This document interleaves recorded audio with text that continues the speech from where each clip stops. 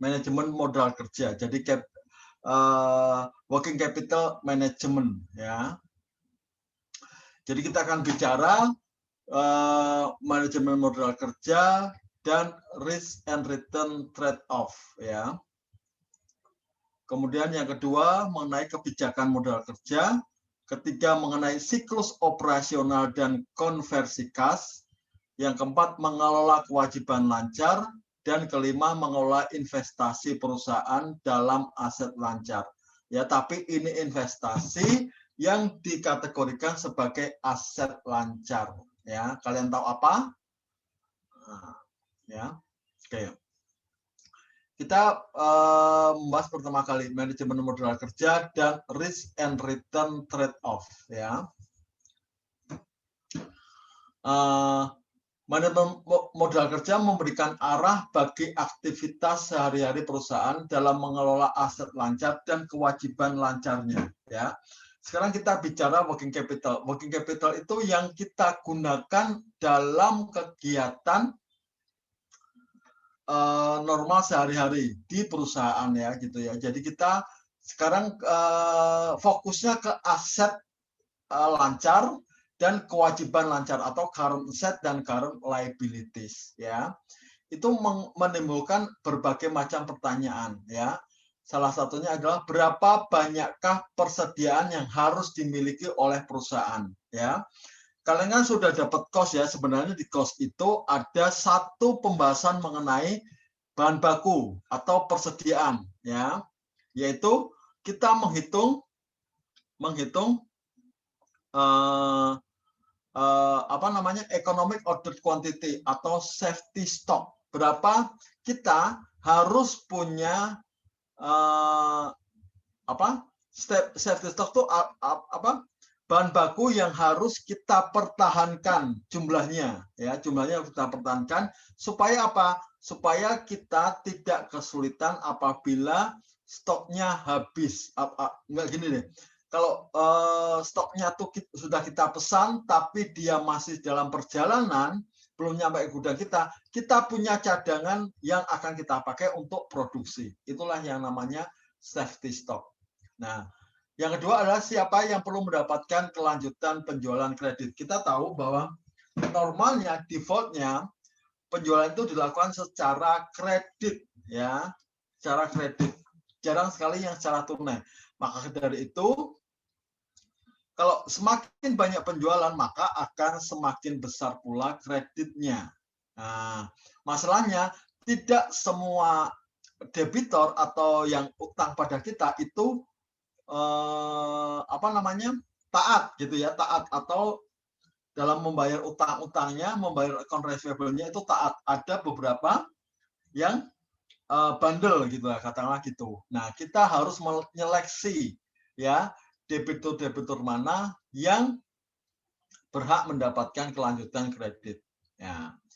Yang ketiga, apakah persediaan perlu dibeli secara tunai atau secara kredit? Nah, ini juga jadi pertanyaan ya. Supaya dia tidak mengganggu working capital kita, maka bisa kita lakukan secara kredit. Tapi kenyataannya banyak yang dilakukan secara kredit ya. Maaf, kalau tidak mengganggu working capital kita, maka lebih persediaan ini akan dibeli secara tunai ya, tunai. Tapi kenyataannya bahwa di perusahaan dagang atau perusahaan lainnya kalau beli inventory itu secara kredit ya. Nah, jika pembelian dilakukan secara kredit, kapan kita harus melakukan pembayarannya? Ingat ya, term of sale ya.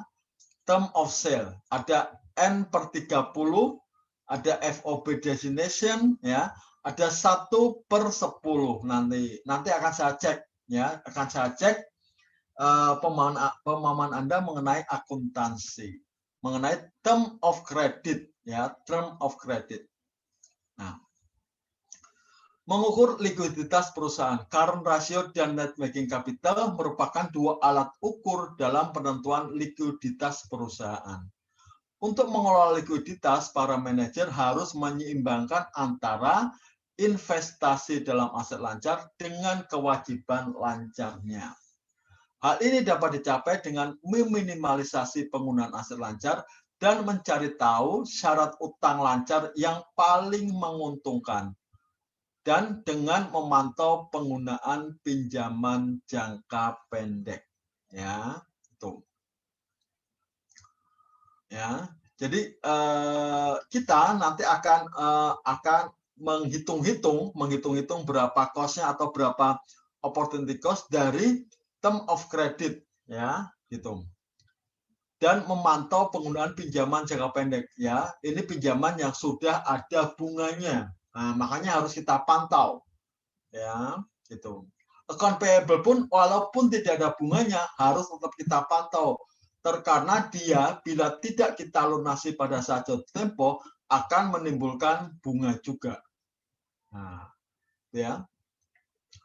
Keputusan modal perusahaan akan mengubah likuiditas perusahaan dan melibatkan risk and return trade-off. Sebagai contoh, perusahaan dapat mempertahankan profitabilitasnya dengan mengurangi investasi mereka di pasar uang yang menghasilkan imbalan rendah. Ya. Pasar uang itu biasanya singkat, ya, kurang dari setahun, ya. Makanya dia hasilnya juga rendah, imbalannya juga rendah, ya. Namun hal ini dapat menimbulkan kesenjangan aset dana likuid dan risiko kegagalan yang lebih tinggi. Oke. Tahu marketable securities? Tahu marketable securities? Itu syaratnya apa? Syaratnya apa? Ya, syarat marketable securities adalah dia ada pasar, sehingga di mana kita membutuhkan uang kas secara cepat, dia bisa kita jual atau bisa kita konversi ke dalam uang kas. Nah, itu pasti imbalannya juga rendah. Makanya kalau mau imbalan agak tinggi, kita investasikan uang kita di investasi jangka panjang. Nah, investasi jangka panjang ini dananya tidak liquid, karena kalau kita mau jual tidak bisa langsung dijual seperti marketable securities.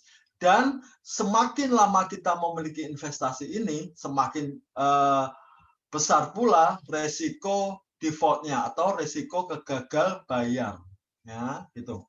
Jadi gini, kalau investasinya di current, ya, di current seperti marketable securities, kita memang enak, ya, kalau kita butuh uang bisa langsung jual, tapi hasilnya rendah, ya. Kalau kita kemudian alihkan ke investasi jangka panjang, ya, hasilnya lebih tinggi, tapi dana kita jadi tidak liquid dan ada resiko gagal bayar ini.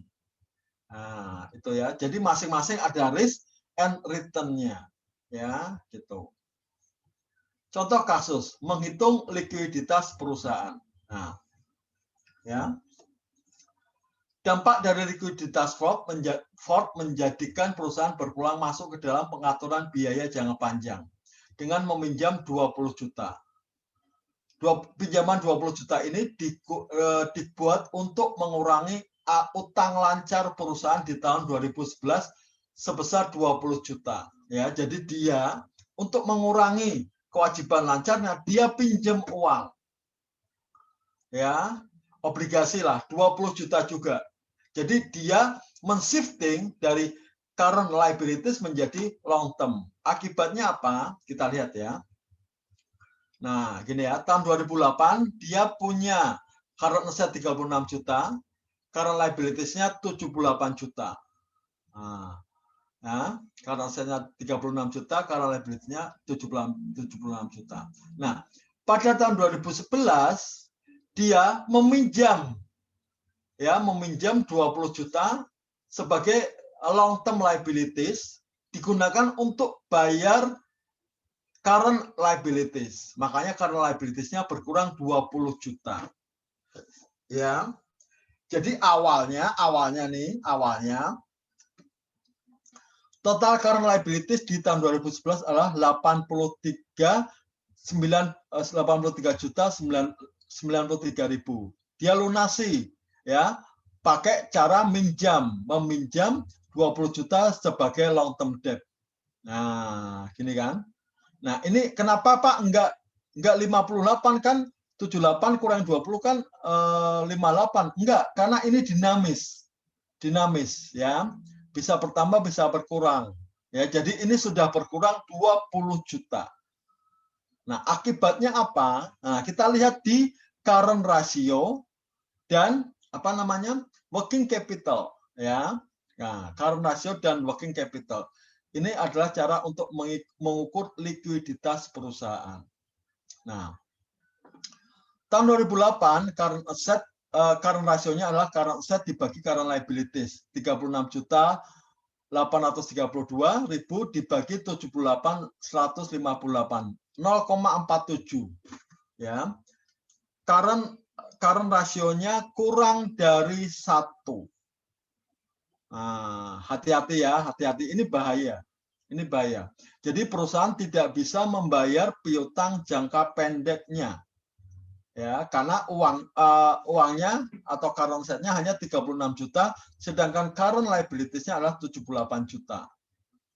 Nah, working capital-nya, working capital ada current asset dikurangi current liabilities, 36 juta dikurangi 78, ketemu 41.326, tapi minus karena lebih besar current liabilities-nya.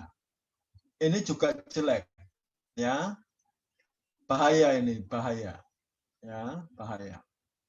Nah, setelah tadi dia men-shifting atau mengganti current liabilities dengan long term debt, maka current rasionya menjadi 50 juta dibagi 61 juta atau 0,82, naik ya, current rasionya naik, dan working capitalnya menjadi 50 juta dikurangi 61 juta, 10 jutaan, tapi minus, masih minus sih, tapi lebih baik daripada tahun 2008.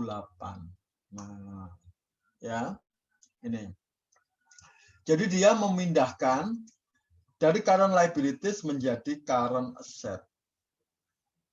Ya, menjadi current asset. Ya, oke, ada pertanyaan dulu? Ada pertanyaan sampai sini?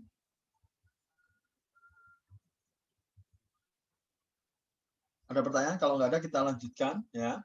Nah, ini analisisnya. Pengaturan pembiayaan jangka panjang sebesar 20 juta dapat memperbaiki ukuran likuiditas perusahaan dengan meningkatkan current ratio dari 0,48 menjadi 0,82.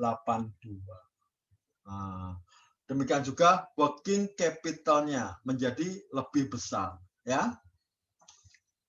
Tapi hati-hati ya, long term juga ada bunganya.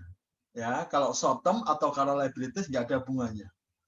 Nah, itulah konsekuensi yang harus diambil oleh perusahaan, ya, oleh perusahaan. Oke, ada pertanyaan? Izin Pak. Ya, silakan. Tadi saya agak kurang ngerti. Tadi kan ceritanya mengganti current liability menjadi long term liability. Ya. Itu current asetnya kenapa naik Pak ya? Apa Ini karena kan enggak. Ini kan dinamis.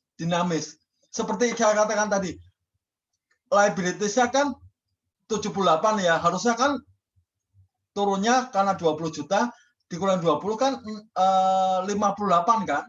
Nah, ini kan dinamis, pertambahannya atau pengurangannya bukan karena itu. Bukan hanya karena itu, ya. Mungkin ini karena asetnya bertambah karena uang kasnya bertambah, karena inventorinya bertambah.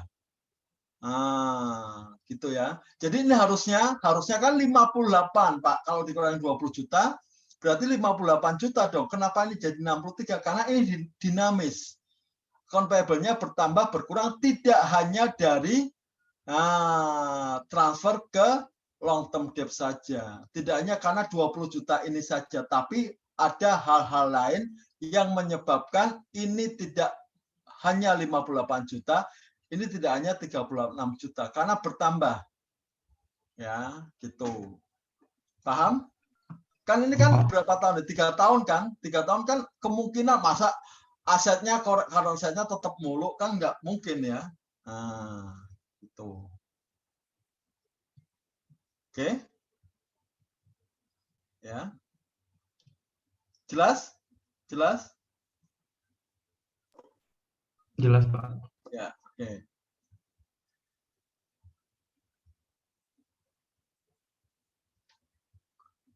Ada lagi yang mau ditanyakan?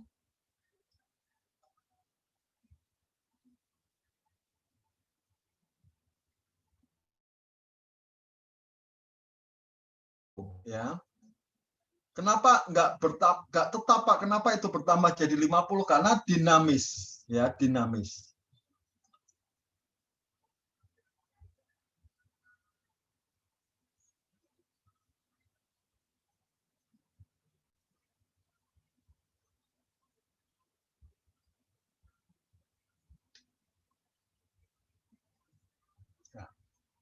Ada lagi pertanyaan? Ada lagi? Ada lagi? Ada lagi? Nah, kalau nggak ada dulu ya. Nanti boleh bertanya kembali lagi ke soal tadi, nggak apa-apa. Kebijakan modal kerja. Nah, pengelolaan modal kerja bersih perusahaan melibatkan pengambilan keputusan strategi investasi dalam membiayai aset lancar dan kewajiban lancar perusahaan dengan mempertimbangkan keunggulan dan kelemahan sumber pembiayaan. Ya. Prinsip ini menyatakan bahwa jatuh tempo dari suatu sumber pembiayaan harus cocok atau match dengan lamanya waktu yang dibutuhkan untuk pembiayaan tersebut. Oleh karena itu, suatu peningkatan persediaan musiman sebelum hari Natal atau sebelum Idul Fitri harus dibiayai dengan pembiayaan jangka pendek karena dia seasonal doang, ya, tidak berlangsung sepanjang tahun, hanya musiman, ya. Nah, untuk lebih jelasnya saya ada slide lagi, ya. Ya.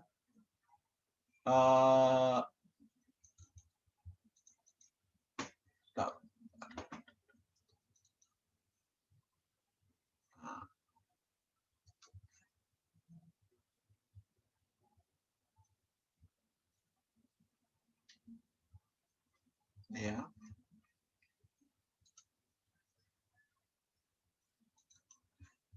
Nah, ini, ya. Kita akan pisahkan nih, ya, current long term atau fixed asset dengan long term debt, ya. Ini long term financing, ya. To illustrate, let's finance all current asset with current liability. Jadi current asset itu dibiayai dengan current liability semua, ya. Akibatnya apa? Ya, akibatnya finance all fixed asset with long term financing, ya, sama. Ini imbang, artinya imbang, ya. Karena aset dibiayai dengan current liabilities, fixed asset dibiayai dengan long term financing. Ini sama-sama waktunya, ya. Ini kurang dari 1 tahun, ini 1 tahun lebih. Nah, ini cocok, ya. Kita lihat, ya. Nah, misalkan kita menggunakan long term financing to finance our current asset. Jadi current assetnya tuh dibiayai sebagian dengan long term debt. Akibatnya apa? Ini akan naik. Nah, sebagian current asset dibiayai dengan long term debt. Nah, misalnya kita punya pemikiran nih, bagaimana kalau untuk beli persediaan ini kita pakai obligasi, gitu kan? Ngomong gitu. Ya, akibatnya apa? Ada bagian dari current asset yang dibiayai dengan long term debt. Nah, gitu kan? Nah, akibatnya apa? This strategy would be less risky, ya, lebih tidak beresiko. Karena apa? Long term debt, ya, long term debt. Tapi ingat, setiap jangka panjang, utang jangka panjang pasti ada bunganya, but more expensive, ya. Kita inventornya udah habis, tapi kita tetap harus menanggung bunga. Nah, ya, makanya dikatakan lebih tidak beresiko atau kurang beresiko, tapi lebih mahal. Ya, gitu. Ya. Nah, yang kedua, suppose we use current liabilities to finance some of our fixed asset. Jadi pembelian fixed asset digunakan current liabilities. Nah, ini ya. Jadi ada sebagian current liabilities yang untuk membeli fixed asset. Makanya saya sangat tidak setuju tuh membeli peralatan secara kredit pakai account payable, equipment pada account payable. Ini yang terjadi. Akibatnya apa? Ya. this strategy would less expensive, ya, tidak mahal karena current liability itu tidak ada bunganya, tapi lebih beresiko. Karena apa? Current liability itu harus dilunasi dalam jangka waktu kurang dari 1 tahun. Padahal fixed assetnya bisa dimanfaatkan lebih dari 1 tahun. Nah, ya, itu dikatakan less expensive karena kita tidak harus membayar bunga, tetapi lebih beresiko. Karena apa? Masa manfaat dari fixed asset lebih dari 1 tahun. Sedangkan current liabilities harus kita lunasi dalam jangka waktu kurang dari 1 tahun. Inilah, ya, inilah. Makanya yang paling cocok adalah yang pertama. Nah, current dengan current, long term dengan long term, ya, oke, ya. Ada pertanyaan? Ada pertanyaan dulu? Nah, inventory itu kategorinya adalah current asset, ya, jangan dibayar dengan long term asset, long term debt atau dengan menjual saham, itu nggak cocok, ya, nggak cocok, nggak match, ya, nggak match, ya. Tuh. Nah, kita sekarang bedakan antara investasi permanen dan investasi sementara, ya. Investasi sementara dalam aset meliputi aset lancar seperti kas, piutang dagang, ya, inventory, marketable securities, ya, pokoknya yang termasuk ke aset lancar, ya. Investasi permanen meliputi fixed asset, aset tetap, dan level minimal yang harus ada dalam persediaan. Jadi kita tadi kan saya bicara safety stock, ya, atau persediaan minimal yang harus dipunyai perusahaan supaya apa? Supaya dia aman. Ini masuk ke aset tetap atau long term, investasi permanen. Karena dia jumlah itu harus dipertahankan di perusahaan. Ya, atau aset yang diharapkan akan dipegang perusahaan lebih dari 1 tahun. Fixed asset itu salah satu contoh aset permanen. Ya. Sedangkan sumber pembiayaan ada 3. Pembiayaan spontan, spontaneous financing, sementara temporary financing, dan permanent financing. Ya. Sumber pembiayaan spontan muncul secara spontan dari aktivitas sehari-hari perusahaan dan meliputi pembelian kredit dan bentuk lain dari utang dagang. Nah, ya, wages payable, interest payable, ya, tax payable itu termasuk sumber pembiayaan spontan. Ya, sumber pembiayaan sementara atau temporary financing berupa utang lancar yang muncul dari kebijakan diskresi perusahaan. Ya. Seperti pinjaman jangka pendek, ya. Kemarin tuh kita sudah bicara discretionary financing need, ya, atau kebutuhan perusahaan, ya, kebutuhan perusahaan. Jadi bila perusahaan butuh, dia bisa melakukan pinjaman sementara, ya. Yang ketiga adalah sumber pembiayaan permanen. Disebut permanen karena pembiayaannya tersedia untuk periode yang lama dari suatu utang lancar. Sebagai contoh adalah pinjaman jangka menengah, obligasi, saham preferen, dan saham biasa. Nah, ini ya. Kalau ditanya investasi ada berapa? Ada 2, ya, sementara dan permanen.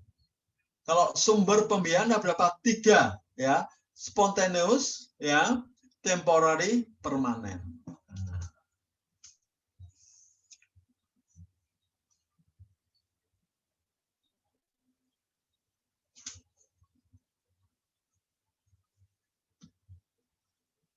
Ya. Ada pertanyaan dulu? Ada pertanyaan? Ada pertanyaan? Nah, kalau nggak ada, kita akan lihat gambar 18.2. Ya, 18.2 nanti akan muncul. Ya, mengilustrasikan penggunaan prinsip self-liquidating debt untuk memandu keputusan pembiayaan perusahaan. Ya. Jika kita amati bahwa utang sementara atau utang jangka pendek perusahaan muncul dan hilang sesuai dengan muncul dan hilangnya investasi sementara perusahaan dalam aset lancar, ya, gitu. Nah, ini gambar ini mengatakan bahwa kita akan punya fixed asset. Nah, ini dibayar dengan permanent financing, ya, permanent financing, ya, permanent financing. Ditambah dengan permanent current asset seperti tadi, ya. Safety stock untuk investasi itu disebut permanent current asset, ya, current asset. Nah, ini bisa dibayar dengan permanen plus spontaneous financing. Ya, ini yang permanent financing, ini yang spontaneous. Ya, spontaneous. Oke. Nah, ini kenapa bergelombang? Ya, bergelombang karena kebutuhan current asset kita itu seiring dengan perubahan kegiatan operasional perusahaan. Nah, kadang-kadang piutangnya naik, kadang-kadang inventorinya turun, gitu kan. Ini mengikuti perkembangan atau dinamika operasional perusahaan. Makanya dia bentuknya gelombang seperti ini. Nah, inilah yang kita biayai dengan temporary plus spontaneous financing. Ya, dengan utang dagang, ya, dengan utang pajak, utang bunga. Nah, plus kalau masih kurang kita bayar dengan apa?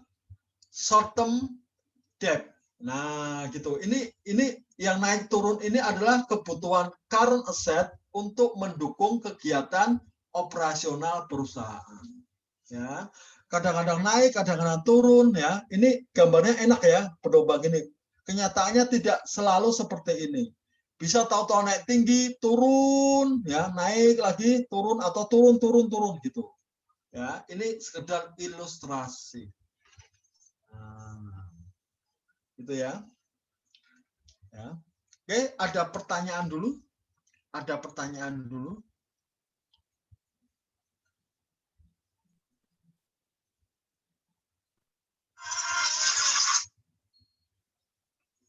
Ada pertanyaan dulu? Ya. Fixed asset jelas harus dibiayai dengan permanen, ya, permanen. Fixed asset dengan permanen. Yang permanen karena aset ini adalah apa namanya? Inventory tadi, ya, inventory yang jumlahnya harus dipertahankan di perusahaan. Nah, kalau di cost counting istilahnya adalah safety stock. Nah, itu ya. Oke. Ada pertanyaan? Kalau nggak ada kita lanjut. Nah, sekarang kita ke 18.3. Siklus operasi dan konversi kas atau operating and cash conversion cycle. Nah, ya. Siklus operasi dan siklus konversi kas menentukan seberapa efektif perusahaan dalam mengelola modal kerjanya. Semakin pendek siklusnya, maka semakin efisien manajemen modal kerja perusahaan. Ya.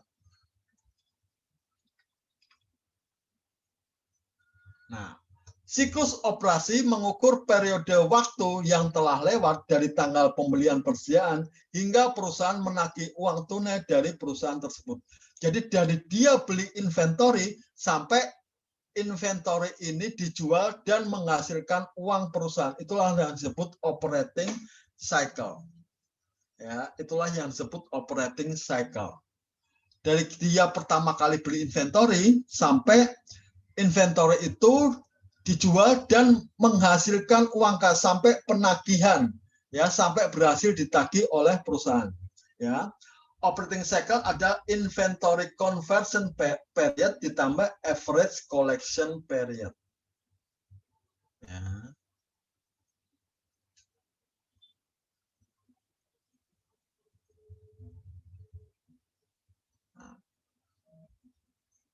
Siklus konversi kas, kalau yang kedua adalah lebih singkat dari siklus operasi, di mana perusahaan tidak harus membayar item-item dalam persediaannya untuk suatu periode yang sama dengan lamanya penundaan utang dagang. Ya, jadi gini, cash conversion cycle ada operating cycle dikurangi account payable deferral period.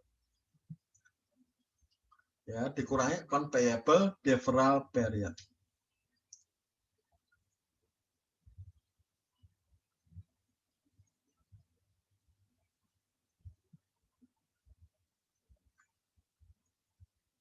Ya. Nah, penundaan utang dagang ini rumusnya adalah 365 hari dibagi COGS dibagi account payable. Ya. Jadi dia mulai saat perusahaan membeli item persediaan secara kredit, maka kas tidak terkait dengan panjangnya siklus operasi secara keseluruhan.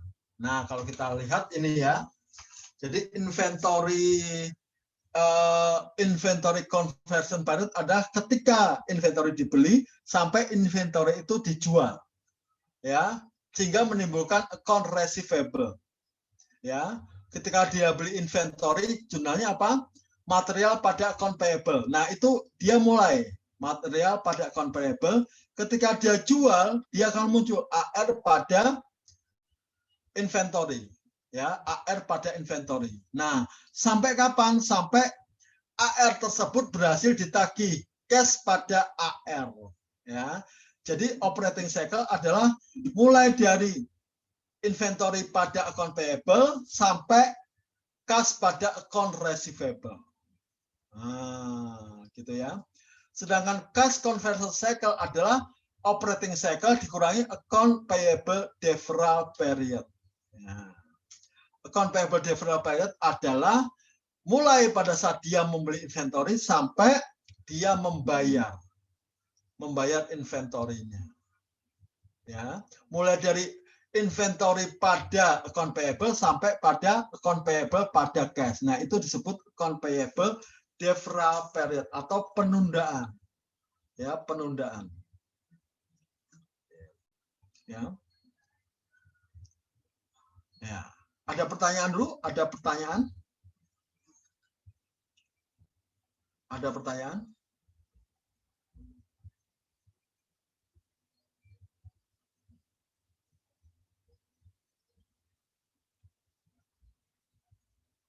Ada pertanyaan? Nah, ini contohnya ya. Kita menggunakan informasi sebagai berikut.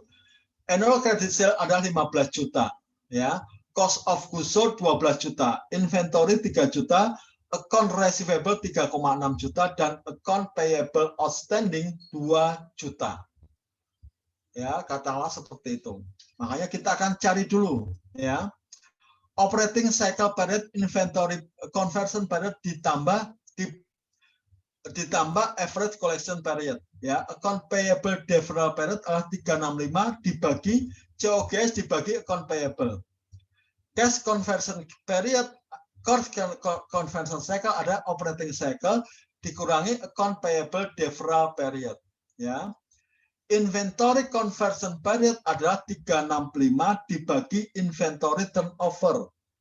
Inventory turnover adalah COGS dibagi inventory, dan average collection period adalah account receivable dibagi daily credit sale. Nah, itu ya.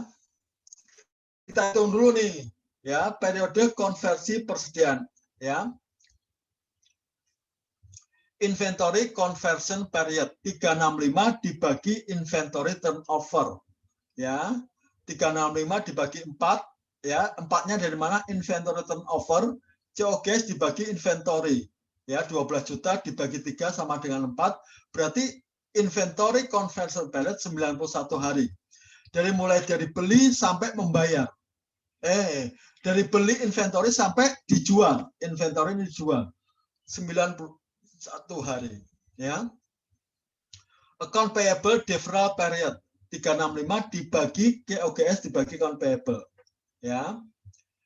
Sedangkan average collection period adalah account receivable dibagi daily credit sale atau 3,5 juta dibagi 15 juta dibagi 365.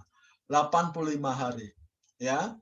Account payable deferral period-nya adalah 365 dibagi 12 juta dibagi 2 juta atau 61 hari. Nah, kalau kita gambarkan ini dalam tabel, nah inventory conversion period 91 hari ditambah average collection period 85 hari, ya. Jadi operating cycle-nya adalah 176, ya. 91 ditambah 85, ya. Kemudian account payable deferral period adalah 61 hari, berarti cash conversion cycle-nya adalah 115 hari. Ya.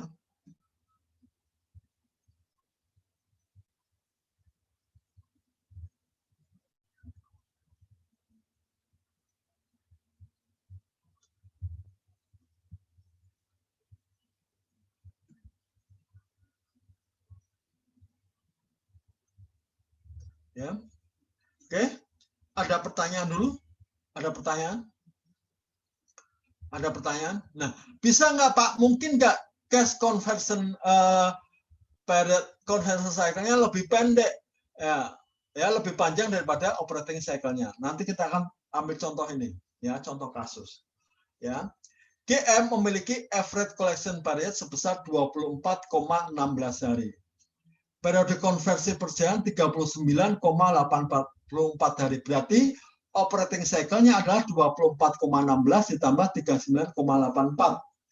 Tapi periode penundaan utangnya sebesar 131,42 hari. Nah, ya.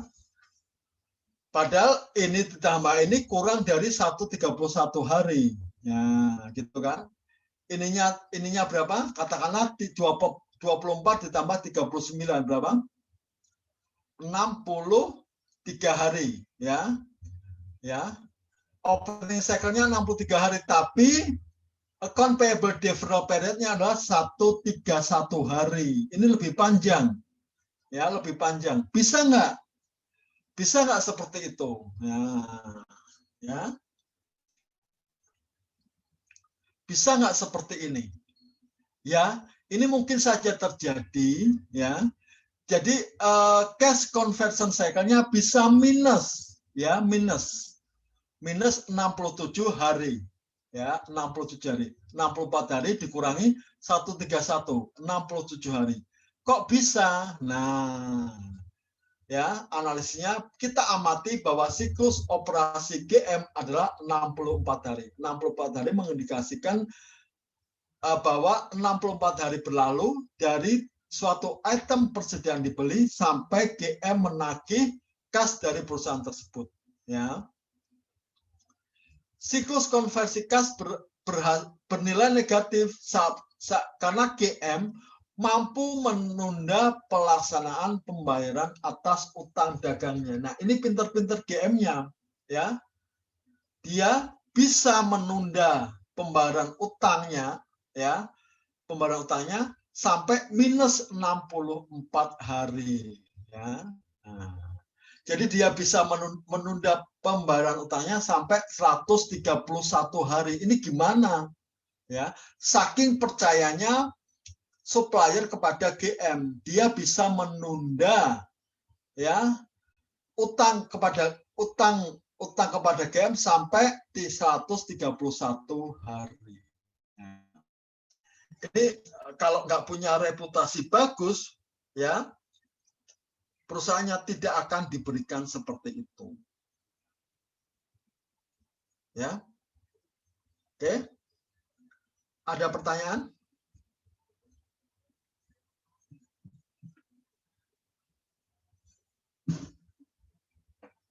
Ada pertanyaan? Ya, ini cash-nya bisa minus ya, hitungannya bisa minus ya, bisa ya, karena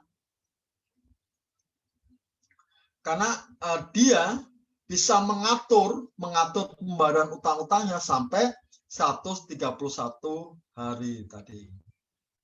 Ya.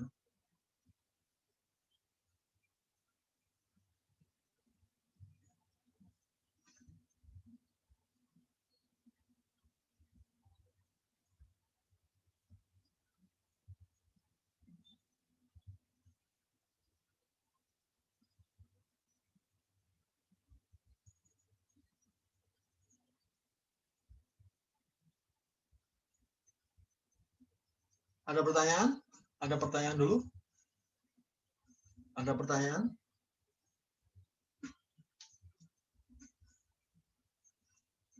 Nah, kalau nggak ada, kita lanjutkan ya. Kemudian mengelola utang lancar, ya utang lancar walaupun dia tidak ada bunganya, kita perlu mengelola juga, ya. Utang lancar dibagi dua, ya. Utang lancar adalah kewajiban utang yang harus dibayar dalam jangka waktu 1 tahun. Ada unsecured debt, ada secured debt, ya. Yang tidak dijamin adalah trade credit, ya, atau utang karena pembelian barang dagangan, ya, unsecured bank loans dan commercial paper, ya. Utang lancar yang dijamin adalah loan secured by specific asset like inventory or account payable. Anda saya yakin sudah belajar ini di intermediate, ya, intermediate, ya, intermediate. Ya. Jadi ada utang-utang yang jaminannya inventory ataupun account receivable, ada utang-utang yang tidak ada jaminannya. Nah, ya. Misalnya nih kita ngitung, berapakah biaya bunga untuk pinjaman 4 bulan sebesar 35.000 dengan tingkat bunga tahunan sebesar 12%. Nah, kita kalikan saja. Prinsipal dikalikan rate dikalikan time, 3.500 35.000 dikalikan 12%, ya. Ya, dikalikan waktunya, ya. 35 dikalikan 12% dikalikan 4/12. Ya. 4/12.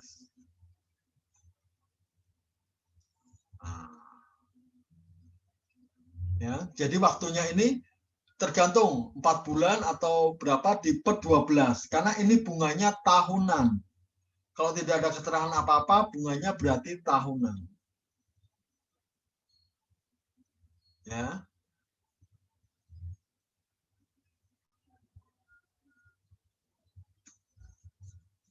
Oke. Nah, kita bisa ngitung juga annual percentage rates, ya, annual percentage rate. Ya. Ini kalau tadi contohnya adalah interest dibagi prinsipal dikalikan 1 per time. Kalau tadi berarti interestnya berapa? 1,1400 dibagi 35, ya, dibagi 1 per 4/12, ya. Nah, ini contohnya bulannya diganti hari, ya. Rio merencanakan pinjaman sebesar 35.000 dengan jangka waktu 120 hari dengan membayar kembali pokoknya 35 juta ditambah bunga 1.400. Berapa nilai pada saat jatuh tempo? Pada saat jatuh tempo kita menghitung APR-nya 1.400 dibagi 35.000 dikalikan 1 dikali per 120 dibagi 365 karena ini harian ya, per hari ya, hitungnya harian. Makanya APR-nya adalah 12,167. Ya, 12,167.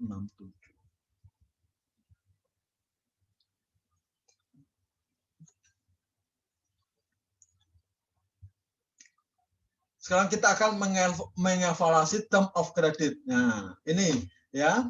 Sebagai contoh, sudah belajar di pengantar kalkulasi 3/10 N net 30 artinya apa? Artinya apa? 3/10 net 30 artinya apa? Artinya apa? Artinya apa? Bila dia melakukan term of credit, ya, term of sale, 3/10 net 30 artinya apa? Artinya apa? Dia kalau bayar dalam 10 hari bisa membayar dapat bonus 3% diskon. Ya. Jangka waktu kreditnya berapa hari? Jangka waktu kreditnya berapa hari? Jangka waktu kreditnya 30 hari. Ya. Dia akan dapat diskon 3% asalkan membayar dalam jangka waktu 10 hari dan jangka waktu kreditnya 30 hari. Ya. Gitu. Oke, ya. Sekarang pertanyaan saya pertanyaan saya, bila dia tidak mengambil diskon yang 3% ini, maka dia akan membayar pada hari ke 11, 12, 13, 14, 15, 16, 17, 18, 19, 20 sampai hari ke-30. Nah, sebagai manajer keuangan suatu perusahaan, maka Anda akan membayar pada hari ke bawah 10, Pak. Hari ke berapa? Di bawah 10. Kalau Anda maksudnya Anda tidak mau mengambil diskon yang 3% ini, artinya kita mau melepas diskon yang 3% ini, maka kita akan membayar pada tanggal 30 ya, pada hari ke-30 gitu ya. Jadi kalau kita mau ngambil diskon 3%, kita bayarnya pada hari ke-10. Bila kita tidak mau ngambil diskon 30%, maka kita akan membayar ke hari ke-30. Nah, gitu ya. Jadi ini manajemen keuangan nih. Nggak mungkin dia akan membayar hari ke-11, 12, 13. Nggak mungkin. Itu hanya ada di akuntansi. Ya, tidak mungkin di manajemen keuangan akan seperti itu. Ya, kalau dia mau ngambil, dia akan bayar di hari ke-10. Bila dia tidak mengambil, dia akan membayar di hari ke-30. Nah, sementara itu uangnya bisa dia gunakan untuk investasi yang lain. Ya. Nah, kita lihat nih, berapa biaya bila tidak diambil diskon 3%-nya. Ya. Nah, misalnya nih, cash diskon sebesar 3% merupakan biaya bunga yang dari perpanjangan periode pembayaran 20 hari. Untuk tagihan sebesar 100. Ya, 100. Ya. Nah, ini kita hitung nih, ya. Berarti kalau kita ambil diskonnya, kita akan mendapatkan diskon 3%. Jadi kita hanya membayar 97, betul? Ya. Kita tidak bayar 100, kita bayar 97. Betul? Karena 97 ini adalah 100 dikurangi 3. Ya, 3/97 dikalikan time-nya, ya, time-nya, waktunya 1/20/365. Jadi kita biaya untuk melepas diskon ini adalah 56,44%.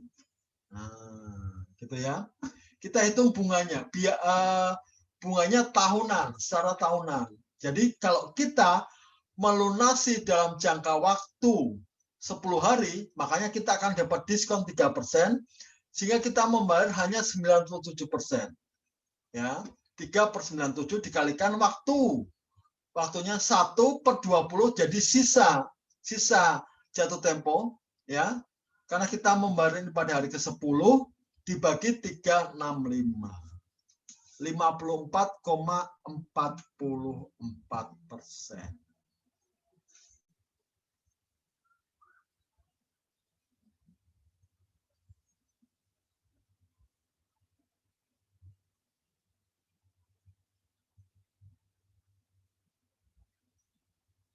Ya. Oke. Jadi ini kita kalau menghitung term of credit atau term of sale, kita menghitung biaya bila tidak diambil diskon 3%. Ya.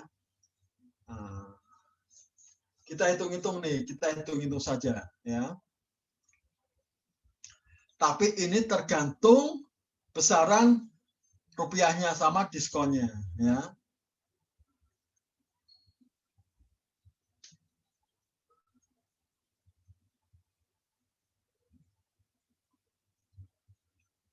Oke. Ya. Mengevaluasi cost of bank loan. Jadi ini mengevaluasi dari cost dari bank, pinjaman dari bank. Suatu line kredit memberikan hak kepada perusahaan untuk mendapat pinjaman uang dalam jumlah tertentu. Jadi seperti kartu kredit ya, kartu kredit itu. Jadi perusahaan boleh minjam sepanjang tidak melebihi limit yang diberikan oleh bank. Tapi, nah, perusahaan umumnya diminta untuk menyediakan saldo minimal atau compensating balance. Nah, itu sudah juga dipelajari di intermediate. Saldo kompensasi ini meningkatkan biaya pinjaman tahunan kepada para peminjam. Ya, jadi compensating balance ini meningkatkan biaya pinjaman tahunan kepada peminjam. Contoh kasus ya. Asumsikan perusahaan kita memiliki line of credit 1 juta ya. Jadi kita diberikan keistimewaan oleh bank untuk pinjam 1 juta. Tapi ada saldo kompensasinya sebesar 20% dari jumlah pinjaman. Ya. Tingkat bunga atas pinjaman tersebut adalah 12%. Nah, bila kita ingin meminjam 500.000 yang dilakukan dalam periode 6 bulan, dan perusahaan saat ini tidak memiliki deposit di bank pemberi pinjaman, maka untuk mengakomodasi compensating balance, kita nambah pinjaman kan? Jadi pinjaman kita lebih dari 500.000. Karena dia mensyaratkan harus ada compensating balance sebesar 20%. Kalau kita ngitung sederhana, makanya 500.000 ditambah 500.000 dikalikan 20% atau 600.000. Ya, 500.000 ditambah 100.000. Tapi tidak demikian oleh bank. Kita akan menghitung ketentuan saldo kompensasi tersebut. Nah, ini ya.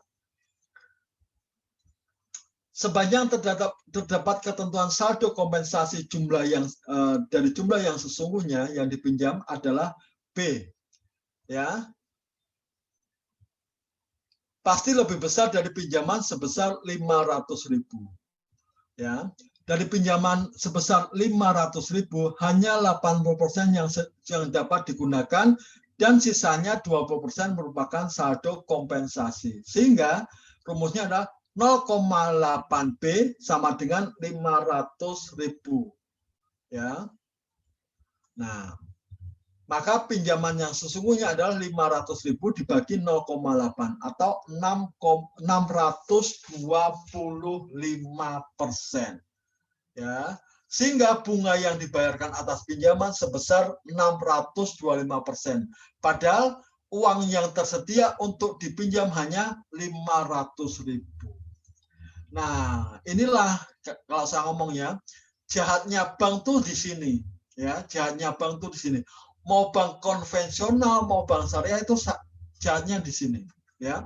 Setiap kita mau meminjam uang ke bank pasti ada compensating balance, ya, compensating balance, ya, itu.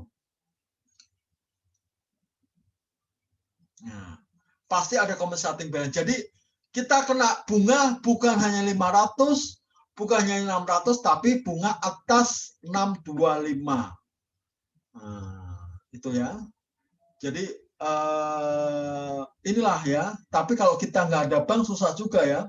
Mau KPR pasti ada juga ya. Mau KPR misalnya, Anda nanti kalau udah kerja pasti akan mencari KPR ya.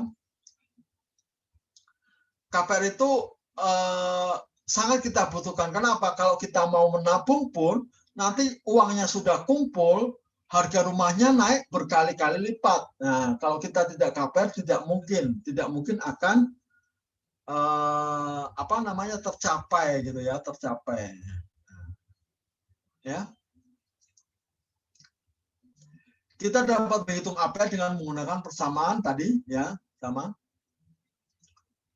Ya, kita hitung bunganya dulu. Bunga 6 bulan 12%. Makanya bunganya adalah 37.500. 37.500 dibagi 6,25 dikalikan 1/6/12 ya, atau dikalikan 2. Jadi bunga sesungguhnya adalah 15%, bukan 12%. Itu ya. Jadi ada bunga terselubung di situ. Ya, ada bunga terselubung di situ. Ya. Ya, makanya nanti hati-hati kalau Anda udah kerja, ya, Anda godaan banyak gitu ya. Anda godaan banyak gitu ya. Pinjam ke bank nah, itu ya. Anda mulai sekarang sudah harus bisa membedakan mana yang need, mana yang want. Mana yang kebutuhan, mana yang keinginan, ya, gitu. Kalau saya dengar, saya belajar belajar financing itu, kalau Anda ingin beli suatu barang, misalnya harganya 1 juta, maka minimal Anda harus punya tabungan dulu 10 kali lipat dari harga barangnya, ya, dari harga barangnya.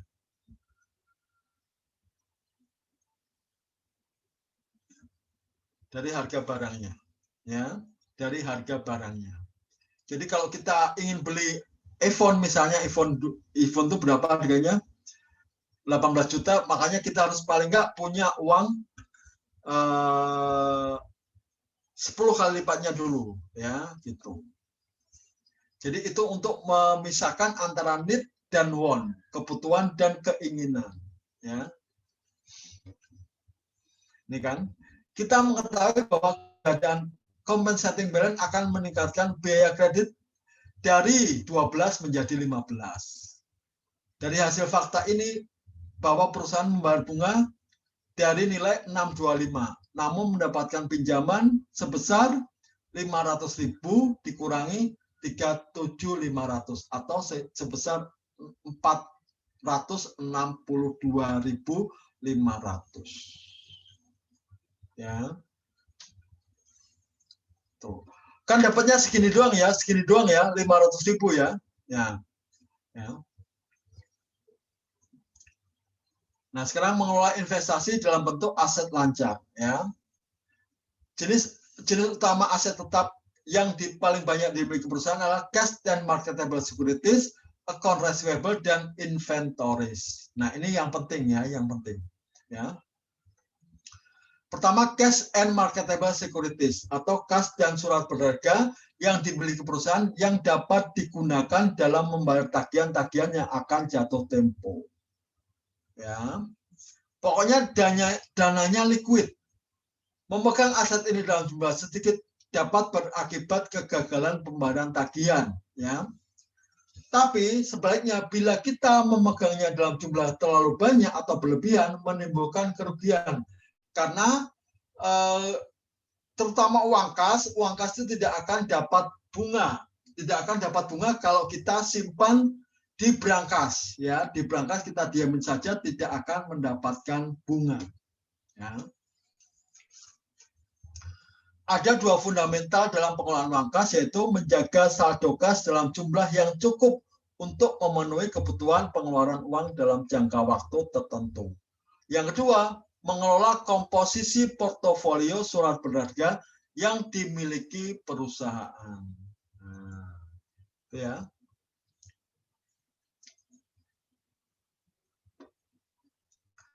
Masalah pertama adalah menjaga saldo kas dalam jumlah yang cukup. Untuk menjaga kebutuhan saldo kas harus dilakukan suatu perakiraan yang akurat mengenai penerimaan dan pengeluaran uang atau disebut juga cash budget. Nah, ini contohnya gampang ya, kenyataannya susah. Kementerian Keuangan sudah mencoba kira-kira 2 atau 3 tahun yang lalu, semua KL harus membuat cash budget. Tidak jalan, ya. Tidak berjalan dengan baik. Karena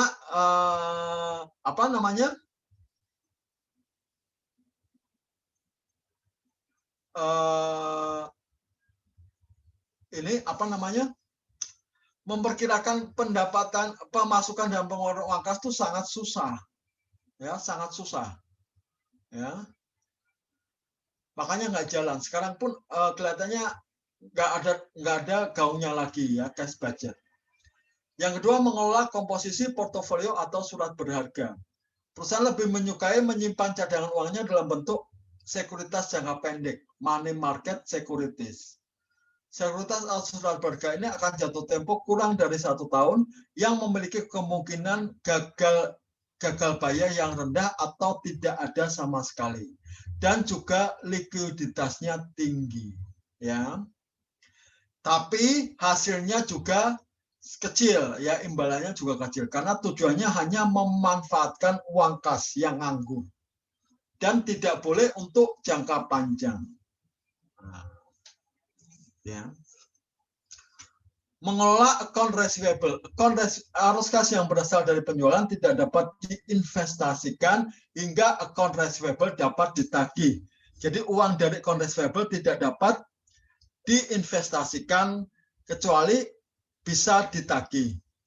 Prosedur dan kebijakan penagihan yang efisien akan memperbaiki profitabilitas dan likuiditas perusahaan. Ingat ya, kebijakan bukan kebijaksanaan. Ya, prosedur dan kebijakan penagihan yang efisien akan memperbaiki profitabilitas dan likuiditas perusahaan. Ya. Faktor-faktor yang menentukan besarnya investasi perusahaan dalam bentuk account receivable. Ya, pertama level penjualan kredit, ya, berupa presentase dari total penjualan. Yang kedua level penjualan, semakin tinggi penjualan semakin besar account receivable-nya karena semua transaksi dilakukan secara kredit. Nah ini yang penting, kebijakan kredit dan penagihannya, ya, kebijakan kredit dan penagihannya.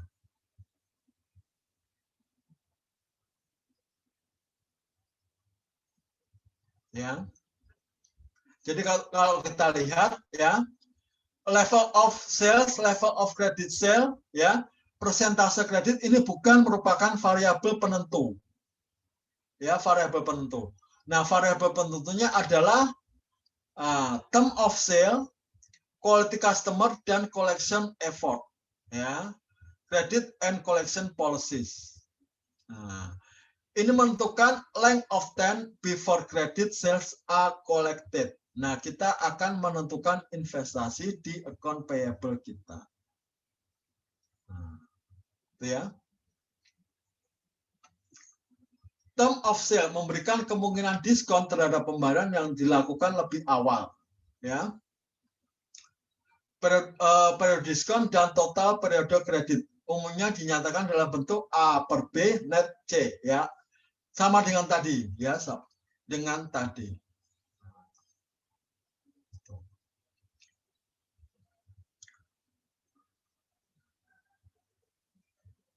Ya.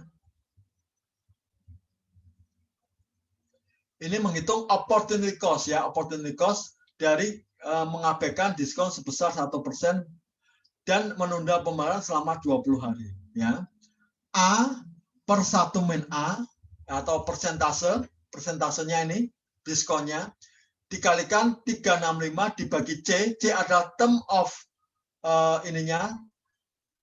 jangka waktu kreditnya, dikurangi selisih antara 30 dikurangi 10.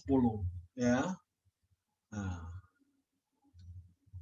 1%, ya, 0,01 dibagi 1 kurangi 1% dikalikan 365 dibagi C 30 kurang 20 kurang 10. Ya. Jadi annualized opportunity cost for going the discount adalah 18,43%. Ini agak beda dengan yang tadi. Yang tadi ada kreditnya berapa, sekarang nggak ada. Ya. Nah, ini yang penting dalam menentukan kelanjutan kredit, ya.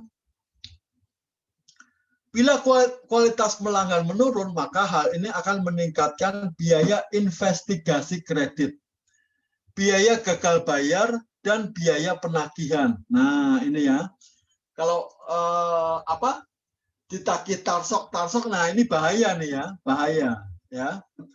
Untuk menentukan kualitas pelanggan, perusahaan dapat melakukan analisis rasio likuiditas dua tadi, kewajiban-kewajiban lainnya, dia punya utang lainnya atau enggak, dan keseluruhan profitabilitas perusahaan, ya. Dan profitabilitas perusahaan. Perusahaan dapat memperoleh dari lembaga jasa pemeringkat, ya. Kalau di Amerika sana ada lembaga Dun & Bradstreet. Kalau di Indonesia ada lembaga pengelola informasi perkreditan dan Pevindo Biro Kredit. Nah, kita bisa mengandalkan lembaga-lembaga ini untuk menilai customer kita. Ya. Angka kredit merupakan cara populer untuk mengevaluasi resiko kredit individu dan perusahaan. Angka kredit adalah suatu evaluasi numerik dari setiap aplikan yang akan didasarkan pada utang lancar aplikan dan histori pembayaran aplikan. Jadi ini menentukan semakin besar semakin bagus. Ya. Jadi dari utang lancar aplikan, ya, historinya bagus nggak, ya, kemampuan perusahaan untuk membayar utang bisa nggak, itu disebut angka kredit, ya, kredit score. Nah, ini adalah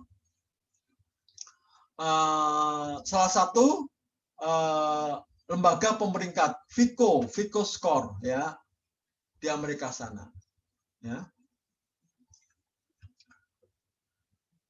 Pengendalian terhadap account receivable berfokus pada pengendalian dan pengeliminasian piutang yang telah lewat jatuh tempo atau BDEP atau doubtful account, ya, sudah Anda pelajari di akuntansi.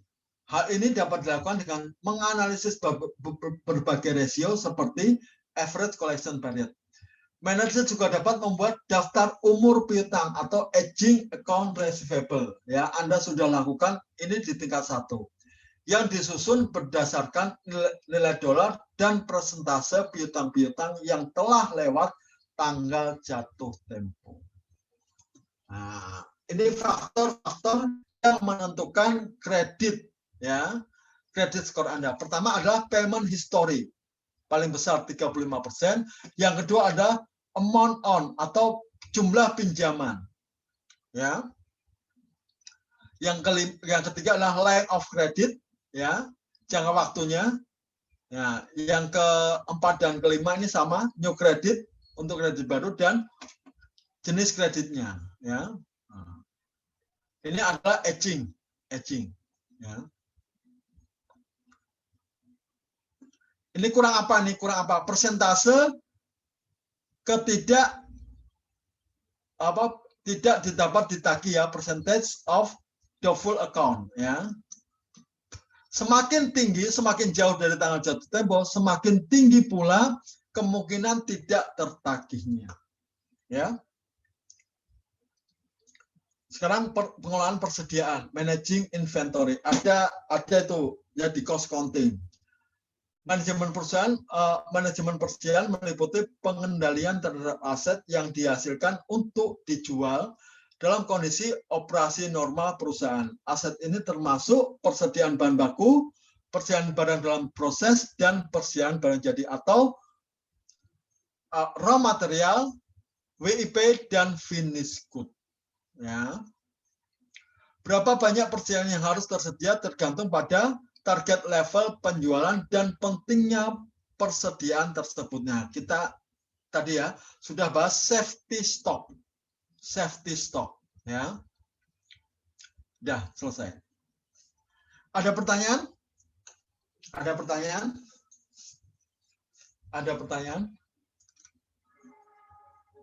Ya. Jadi kita di sini membahas mengenai current, ya. Kemarin kita sudah bahas mengenai long term. Sekarang current-nya, ya. Karena itu yang utama adalah cash, account receivable, dan inventory, ya, inventory. Nah, harus dibayar dengan current liabilities juga, supaya match, waktunya supaya match, ya. Ya, ada pertanyaan? Ya, kalau nggak ada, ini merupakan materi terakhir, ya. Ya, siap untuk ujian, harus siap, ya. Ujiannya soalnya mungkin akan sama kemarin, ya, isi saja, tidak ada teori, tidak ada pilihan ganda, ya. Saya harapkan Anda mendapat nilai yang lebih bagus dari kemarin, ya. Itu harapan saya, ya. Ya. Gitu ya. Jadi untuk nilai tenang aja karena ini porsi aktivitasnya sangat tinggi. Jadi mungkin aktivitasnya bisa membantu nilai UAS dan UTS. Ya, tidak usah khawatir. Nanti juga akan saya bantu. Ya, tenang aja. Ya, jadi Anda kerjakan aja. Ya, pokoknya tidak ada lembar kosong. Kalau ada lembar kosong, saya susah merekayasanya. Tidak mungkin kan saya nulis sendiri, ya, gitu. Dan ini sangat penting, titipan dari Kaprodi bahwa Anda harus menjaga integritas ketika ujian. Sebenarnya bukan ketika ujian saja ya, ketika kuliah juga, ketika apapun harus dijaga, ya. Jadi saya tidak mau mendengar ada dari kelas ini yang melakukan kecurangan-kecurangan dalam bentuk apapun, ya, apapun. Kalau nggak bisa, ya udah tulis saja, ya, serahkan ke saya yang tanggung jawab, ya. Jangan melakukan tindakan-tindakan kecurangan. Nah, itu ya, ya. Jadi kan sudah saya sampaikan kemarin ya, ada yang hanya memfoto kerjaan temannya, ada yang gimana ya, itu jangan dilakukan, ya, jangan dilakukan, ya. Kita paham dengan kondisi Anda saat ini gimana, ya, gitu, ya. Jadi jangan pernah melakukan kegiatan yang melanggar integritas, ya, itu. Oke. Tetap bahagia ya walaupun ujian ya, supaya kita cepat selesai gitu ya, ketemu lagi offline di Jurangmangu gitu ya, kuliah tatap muka gitu ya, kalau nggak gini nggak selesai ya, oke? Ya, Pak. Ya, saya mohon maaf kalau ada kesalahan kata atau apa gitu ya, atau kesalahan dalam penyampaian saya mohon maaf, karena saya juga sudah bosen nih, ya, nggak bosen-bosenin ya gitu ya, oke. Jadi saya harapkan Anda juga nanti selesai D3 pajak ya, D3 ini sampai selesai, tidak ada yang ketinggalan ya, tidak ada yang tertinggal ya. Sudah tingkat 2 nih ya, sudah sayang kalau harus berjuang lagi dari bawah ya, gitu ya. Selesaikan dulu sampai wisuda di tingkat 3. Abaikan omongan-omongan bahwa nanti Anda nggak di Kemenkeu, nggak apa, abaikan dulu. Itu abaikan dulu. Itu nasib kita yang akan bawa ke situ. Ya, kalau kita berdoa, selalu berdoa, maka itu akan datang dengan sendirinya. Abaikan kata-kata itu. Ya, itu. Ya, tetap berjuang demi STAN, demi pegang STAN, supaya menjadi kampus yang lebih baik, ya, gitu ya. Anda pun juga, oke? Jadi kalau ujian tetap bahagia ya, jangan sampai imunnya turun, ya, imunnya turun jangan sampai ya, tetap ya, karena kita hanya bertahan dari itu, sama doa yang kuat ya, doa yang kencang, ya. Kalau mau ujian ingat minta restu dulu sama orang tua, jangan lupa. Ya, minta izin dulu, minta restu pada orang tua. Kebetulan kan ini dekat ya, jadi enak mintanya gitu ya. Oke, terima kasih atas perhatiannya. Izin Pak, Ya, mungkin saya mau nyampein selaku PJ dari perwakilan kelas. ya. Kami ingin berterima kasih pada Bapak karena sudah memberikan ilmu dan memberikan nasihat-nasihat yang baik bagi kami.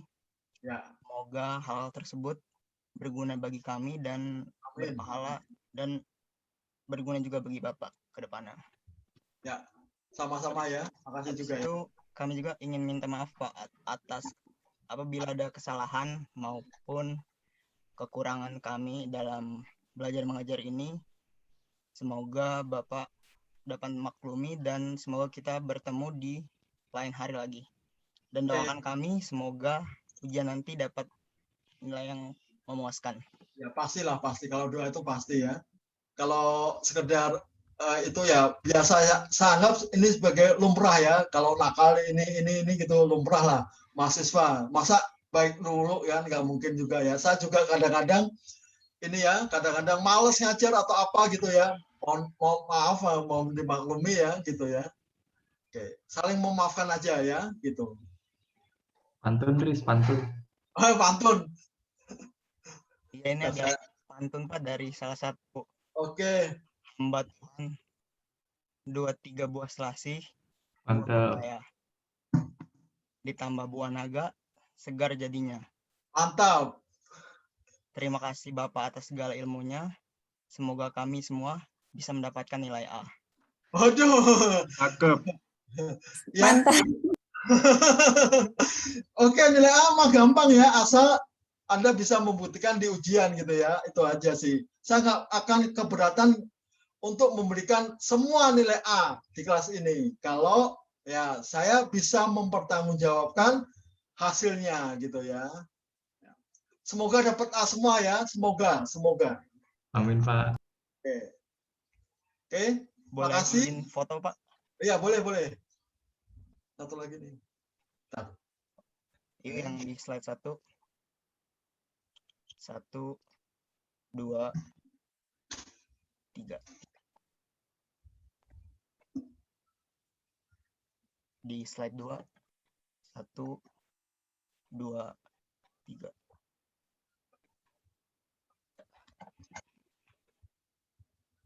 Ya, makasih ya. Belajar ya. Semoga sukses semua ya. Penempatan di instansi yang Anda harapkan ya. Oke. Ya, makasih ya. Wassalamualaikum warahmatullahi wabarakatuh. Terima kasih, Pak. Ya, makasih ya. Makasih, Pak. Makasih, Terima Pak. kasih. Makasih, Pak. Udah Makasih mau banyak, ya. Pak. Udah mau ya. Makasih, Pak. Makasih, Pak. Makasih, Amin, Pak. Pak. Izin live ya.